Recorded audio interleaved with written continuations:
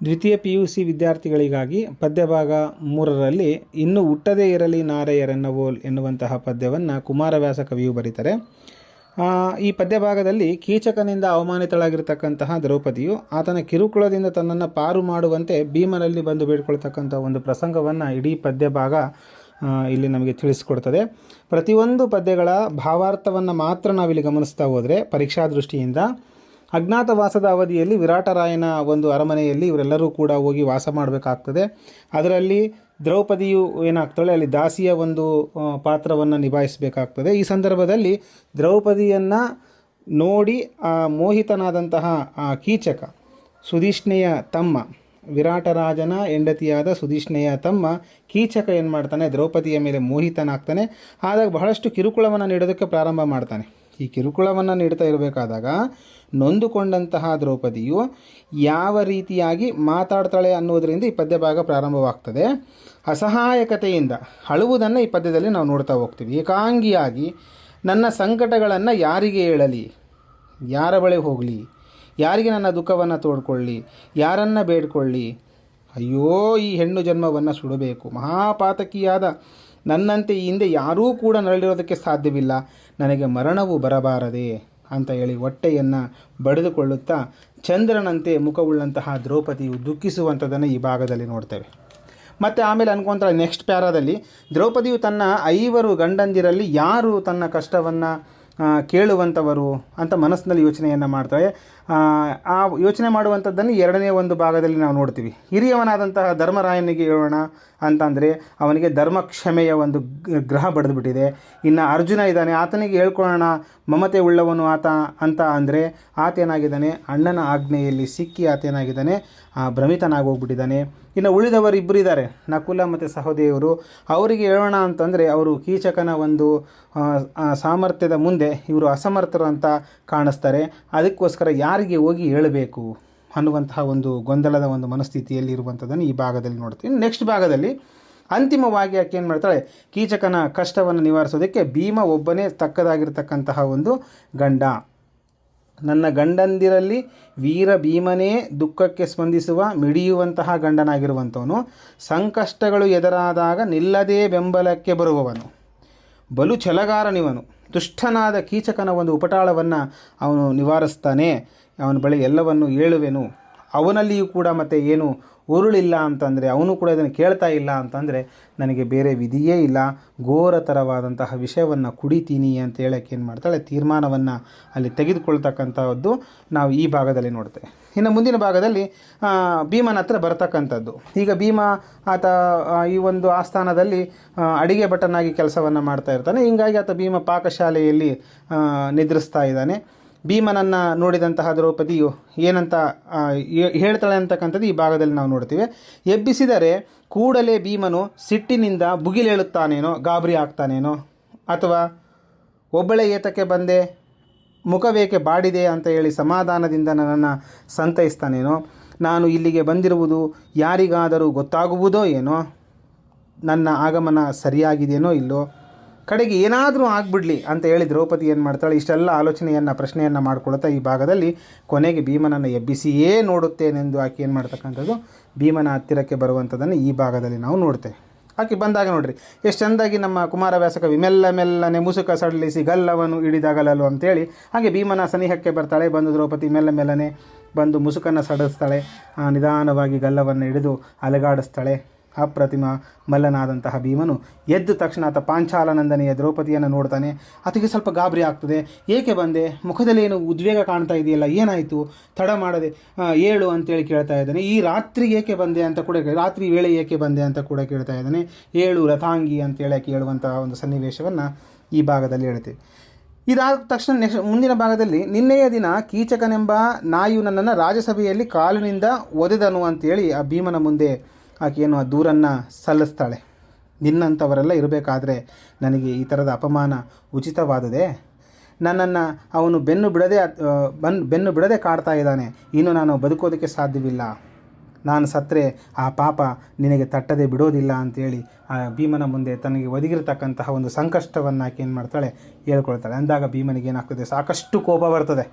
ಕೋಪ ಬಂದಾಗ ಅವಾಗ ಏನಾಗ್ತದೆ ನೋಡ್ರಿ, ಮುಂದಿನ ಭಾಗದಲ್ಲಿ ಭೀಮನ ಕೋಪಕ್ಕೆ ದ್ರೌಪದಿ, ಆ ಭೀಮ ಕೋಪ ಬಂದಿರತಕ್ಕಂಥದ್ದನ್ನು ನೋಡಿ, ರಮಣನೇ ಕೇಳು ಒಂದು ಮಾತು ಹೇಳ್ತಾಳೆ.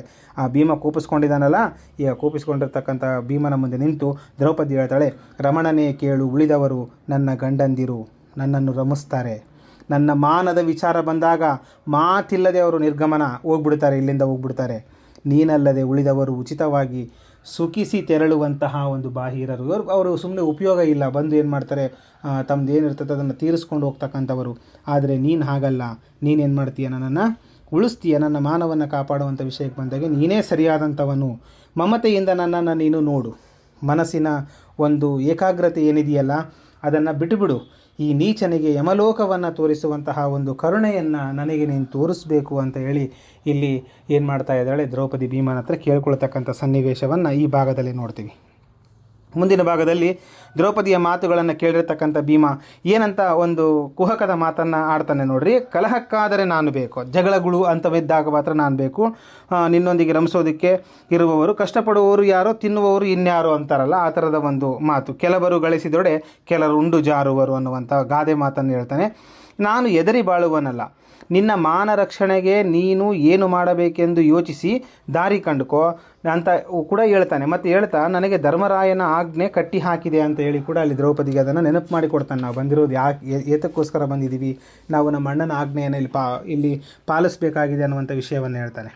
ಭೀಮನ ಈ ಉಪೇಕ್ಷೆಯ ಮಾತುಗಳನ್ನು ಕೇಳಿದಂತಹ ದ್ರೌಪದಿಗೆ, ಭೀಮನಿಗೆ ಒಬ್ಬ ಗಂಡನಾದವನು ಹೆಂಡತಿಯ ಮಾನರಕ್ಷಣೆಯ ಪ್ರಸಂಗ ಬಂದಾಗ ಶತ್ರುವನ್ನು ಕಡಿದು ಹಾಕ್ತಾನೆ. ಇಲ್ಲಿ ಬಹಳಷ್ಟು ಉದ್ವಿಗ್ನವಾಗಿ ಆಕೆ ಮಾತಾಡ್ತಕ್ಕಂಥದ್ದು. ಇರಲಿಲ್ಲ ಅಂತಂದರೆ ತಾನಾದರೂ ಸಾಯ್ತಾನೆ ಗಂಡು. ಆದರೆ ನನಗೆ ಒಬ್ಬನಲ್ಲ 3 ಲೋಕದ ವೀರರೆನಿಸಿರ್ತಕ್ಕಂಥ 5 ನೀವು ಗಂಡಂದಿರಿದ್ದೀರಿ, ನನ್ನ ಒಬ್ಬಳನ್ನು ನಿಮ್ಮ ಕೈಲಿ ಆಳೋದಕ್ಕೆ ಆಗ್ತಾ ಇಲ್ಲ, ನೀವೇನು ಗಂಡಸರೋ ಇಲ್ಲವೋ ಬಂಡರೋ ಹೇಳಿರಿ ಅಂತೇಳಿ ಆಕ್ರೋಶವನ್ನು ನುಡಿಯುವಂಥ ಭಾಗವನ್ನು ಇದರಲ್ಲಿ ಭಾಳ ಚೆಂದಾಗಿ ನಮಗೆ ಕುಮಾರವ್ಯಾಸ ಕಟ್ಟಿಕೊಡ್ತಾನೆ. ಎಂಥ ಚೆಂದಾಗಿ ಹೇಳ್ತಾನೆ. ಹೆಣ್ಣು ಹರಿಬಕ್ಕೊಸಗುವೆ ತಮ್ಮಣ್ಣನಾಜ್ಞೆಯ ಮೀರಿ ಕುಂತಿಯ ಚಿನ್ನ ಬದುಕಿದನೆಂದು ನುಡಿದನು ಕುಜನರಾದವರು.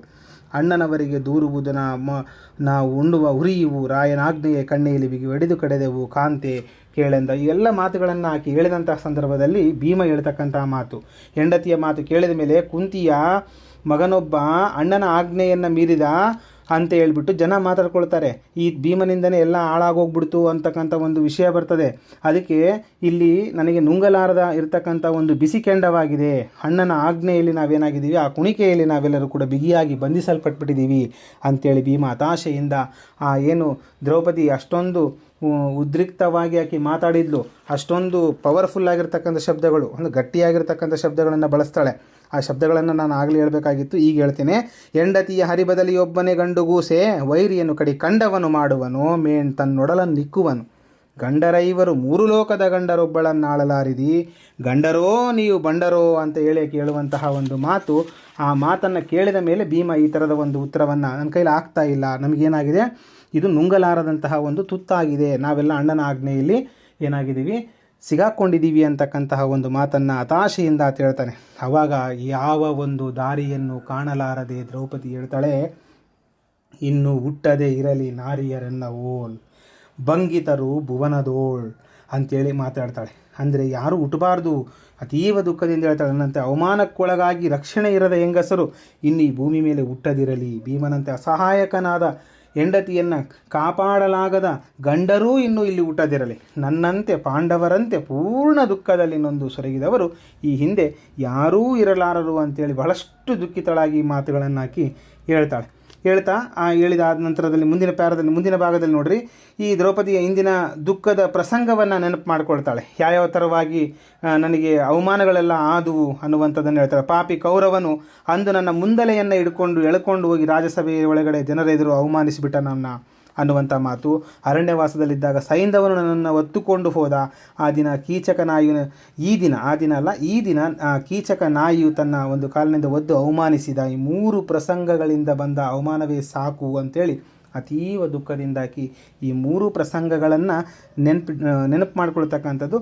ಇದನ್ನು ಸಾಕಷ್ಟು ಸರ್ತಿ ಕೂಡ ಎಕ್ಸಾಮಿಗೆ ಕೇಳಿದರೆ. ಕೌರವನೊಂದು ಮುಂದಲೆಯನ್ನು ಹಿಡಿದು ಎಳೆತಂದು ರಾಜಸಭೆಯಲ್ಲಿ ಜನರೆದುರು ಅವಮಾನಿಸಿದ್ದು ಒಂದು, ನೆಕ್ಸ್ಟ್ ಅರಣ್ಯವಾಸದಲ್ಲಿ ಸೈಂಧವ ತನ್ನನ್ನು ಒತ್ಕೊಂಡು ಹೋಗಿರ್ತಕ್ಕಂಥದ್ದು, ಆಮೇಲೆ ಕೀಚಕನು ಕಾಲಿನಿಂದ ಒದ್ದಿರ್ತಕ್ಕಂಥ ಸನ್ನಿವೇಶಗಳು, ಇವೆಲ್ಲವುಗಳನ್ನು ನೆನಪು ಮಾಡ್ಕೊಳ್ತಾ ಈಗ ಮುಂದಿನ ಭಾಗದಲ್ಲಿ ಹೇಳ್ತಾರೆ ದ್ರೌಪದಿ ಭೀಮನನ್ನು ಕುರಿತು ಪ್ರಳಯ ಕಾಲದ ಯಮನ, ಅಂದರೆ ಅವರನ್ನು ಕೆರಳಿಸುವಂಥದ್ದು, ಭೀಮನನ್ನು ಕೆರಳಿಸುವುದಕ್ಕೋಸ್ಕರವಾಗಿ ಈ ಒಂದು ಪ್ಯಾರವನ್ನು ಮೀಸಲಿಡಾಗ್ತದೆ. ಅದರಲ್ಲಿ ದ್ರೌಪದಿ ಭಾಳಷ್ಟು ಸಿಟ್ಟಿನಿಂದ ಅವನಿಗೆ ಸಿಟ್ಟು ಬರೆಸ್ಬೇಕು, ಈಗ ಭೀಮನಿಗೆ ಸಿಟ್ಟು ಬರೆಸುವಂಥ ಮಾತುಗಳನ್ನು ಆಡ್ತಾಳೆ.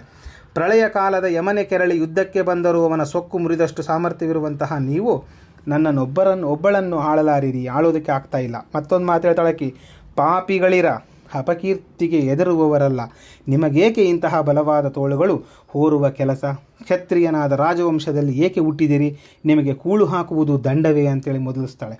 ಅಂದರೆ ಬಲವಾದ ತೋಳುಗಳನ್ನು ಹೋರುವ ಕೆಲಸ ಕೂಡ ವೇಸ್ಟು, ಕ್ಷತ್ರಿಯರಾದ ರಾಜವಂಶದಲ್ಲಿ ಯಾಕೆ ಹುಟ್ಟಿದ್ರಿ ನೀವು, ನಿಮಗೆ ಕೂಳು ಕೂಡ ದಂಡ ಅನ್ನುವಂತಹ ಒಂದು ಮಾತು, ಅವು ಭಾಳಷ್ಟು ಪವರ್ಫುಲ್ ಆಗಿರ್ತಕ್ಕಂಥ ಒಂದು ಶಬ್ದಗಳನ್ನು ಬಳಸಿ ಹೇಳುವಂಥದ್ದು.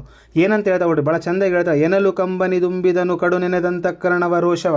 ಆದರೆ ಮುಂದಿನ ಭಾಗದಲ್ಲಿ ಬರ್ತದೆ ಇದು, ಮುಂದಿನ ಭಾಗದಲ್ಲಿ ಅವಾಗ ಈ ಥರದ ಮಾತುಗಳನ್ನು ಹೇಳಿದ ಮೇಲೆ ಕಾಲಯಮ ಕೆರಳಿದೊಡೆ ಮುರಿವೆ ಅಚ್ಚಾಳುತನದವರೆನ್ನೊಬ್ಬಳನ್ನಾಳಲಾರಿರಿ, ಪಾಪಿಗಳಿರ ಅಪಕೀರ್ತಿಗಳಿಗೆ ಅಳಕಿರಲ್ಲ, ತೋಳ ಹೊರೆ ನಿಮಗೇಕೆ, ಭೂಮಿ ಪಾಲ ವಂಶದಳು ಉದಿಸಲೇತಕ್ಕೆ, ಕೂಳುಗೇಡಿಂಗೆ ಒಡಲ ಹೋರುವಿರಿ ಅಂತೇಳಿ ಹಿಂಗೆ ನೀವು ಕೂಳು ತಿನ್ನೋದಕ್ಕೋಸ್ಕರವಾಗಿ ಹುಟ್ಟುಬಿಟ್ಟಿದ್ದೀರಿ ಅನ್ನುವಂಥ ಆ ಕೂಳು ಕೂಡ ದಂಡ ಅನ್ನುವಂತಹ ಮಾತನ್ನು ಹೇಳಿದ ಮೇಲೆ ಆವಾಗ ನಮ್ಮ ಭೀಮನಿಗೇನಾಗ್ತದೆ, ರೋಷ ಉಕ್ಕಿಕೊಂಡು ಬರ್ತದೆ. ಆಗ ದ್ರೌಪದಿಯ ಮೊದಲಿಕೆಗೆ ಭೀಮನು ಕರುಣಾಮೂರ್ತಿಯಾಗಿ ದುಃಖಿತನಾದನು. ಅವನ ಅಂತಃಕರಣ ಕರಗಿತು, ಶತ್ರುವನ್ನು ನೆನೆದು ರೋಷ ಇಮ್ಮಡಿಗೊಳ್ಳುತ್ತದೆ, ಶತ್ರುಗಳನ್ನು ಮನದಲ್ಲಿಯೇ ಹಿಂಡುತ್ತಾನೆ, ಮೈಯಲ್ಲಿ ಪುಳುಕ ಉಬ್ಬರಿಸ್ತದೆ, ಮೆಲ್ಲನೆ ವನಿತೆಯನ್ನು ಬಿಗಿದಪ್ತಾನೆ. ಕಲಿಭೀಮ ಅವಳ ಕಣ್ಣೀರನ್ನು ತನ್ನ ಹುತ್ತರಿಯಾದ ಸೆರಗಿನಿಂದ ಒರೆಸಿ ಸಮಾಧಾನವನ್ನು ಕೂಡ ಇಲ್ಲಿ ಮಾಡುವಂಥದ್ದನ್ನು ನೋಡ್ತೀವಿ. ಮಾಡಿದ ನಂತರದಲ್ಲಿ ನೋಡ್ರಿ, ಭೀಮನು ದ್ರೌಪದಿಯ ಕೂದಲನ್ನು ನೇವರಿಸ್ತಾನೆ, ಗಲ್ಲವನ್ನು ಒರೆಸ್ತಾನೆ, ತಲೆಯ ಮೇಲೆ ಕೈಯಾಡಿಸ್ತಾನೆ, ಸಮಾಧಾನ ಪಡಿಸ್ತಾನೆ. ಮಂಚದ ಬಳಿಯಲ್ಲಿ ಒಂದು ಗಿಂಡಿಯಲ್ಲಿ ನೀರಿತ್ತು, ಆ ನೀರನ್ನು ತಗೊಳ್ತಾನೆ, ಆಕೆ ಮುಖಕಮಲವನ್ನು ತೊಳಿತಾನೆ. ನಂತರ ರಾಣಿ, ಇನ್ನು ಸಿಟ್ಟನ್ನು ಬಿಟ್ಟುಬಿಡು, ನಾನು ಹೆಚ್ಚಿಗೆ ಏನನ್ನು ಹೇಳಲಾರೆ, ನಮ್ಮಣ್ಣನ ಆಜ್ಞೆಯ ಗೆರೆಯನ್ನು ದಾಂಟಿದೆ ಹೋಗು ಅಂತೇಳಿ ಹೇಳ್ತಕ್ಕಂಥ ಒಂದು ಮಾತನ್ನು ಇಲ್ಲಿ ನಾವು ನೋಡ್ತೇವೆ. ಇದಾದ ಮೇಲೆ ಅವನ ರೋಷ ಎಷ್ಟಿತ್ತು ಅನ್ನುವಂಥದ್ದನ್ನು ಕೊನೆಯ ಒಂದು ಪದ್ಯಭಾಗದಲ್ಲಿ ಅವರು ಕಟ್ಟಿಕೊಡ್ತಾರೆ ಕುಮಾರವ್ಯಾಸ. ಬಸುರ ಬಗುವೆನು ಕೀಚಕನು ನಸುಮಿಸಿಕಿದೊಡೆ ವೈರಾಟ ವಂಶದ ಹೆಸರ ತೊಡೆವನು, ನಮ್ಮನ್ನರಿಯದ ಒಡೆ ಕೌರವ ವ್ರಜದ ಕುಸರಿಯ ದರೆವೆನು, ಭೀಮ ಕಷ್ಟವನೆಸಗಿದೆಂದು ಹಾ ಎಂದರಾದೊಡೆ ಮುಸುಡನ ರಾದ್ರಿಯಲಿ ತೇವೆನು ದೇವ ಸಂತತಿಯ ಅಂತೇಳಿ ಬಹಳ ಭರ್ಜರಿಯಾಗಿರುವಂತಹ ಶಬ್ದಗಳನ್ನು ಬಳಸಿ ಇಲ್ಲಿ ಕುಮಾರವ್ಯಾಸ ಕವಿ ಹೇಳೋದನ್ನು ನೋಡ್ತೇವೆ. ಭೀಮನು ದ್ರೌಪದಿಗೆ ಸಮಾಧಾನ ಮಾಡುತ್ತಾ ಹೇಳ್ತಾನೆ, ಕೀಚಕನ ಹೊಟ್ಟೆಯಲ್ಲಿ ಬಗೆದು ಹಾಕ್ತೇನೆ ಅಂತಾನೆ. ಸ್ವಲ್ಪವೇ ಎದುರಾಡಿದರು, ಮಿಸುಕಾಡಿದರು, ವಿರಾಟ ವಂಶದ ಹೆಸರು ಇಲ್ಲದಂತೆ ಮಾಡ್ತೇನೆ. ಒಂದು ವೇಳೆ ಕೌರವರಿಗೆ ಇದು ತಿಳಿದರೆ ಅವರೆಲ್ಲರನ್ನು ಕೊಚ್ಚಿ ಚೂರು ಚೂರು ಮಾಡುತ್ತೇನೆ.